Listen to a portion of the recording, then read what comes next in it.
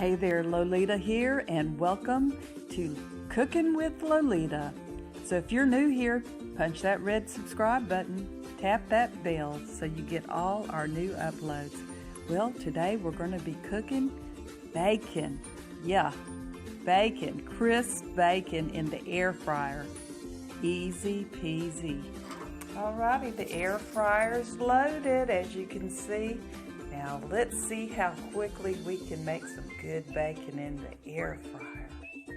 Alrighty, I've got it at 370 for 10 minutes, and let's see how this turns out. I'm excited.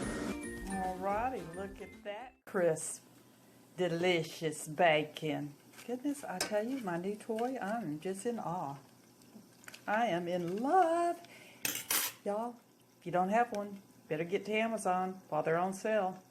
And what I like is no mess, practically. All I have to do is clean this. I don't have to clean up splatter on my stove, on the walls, or whatever else.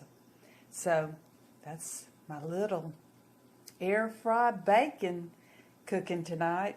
Talk to y'all later. Bye-bye now.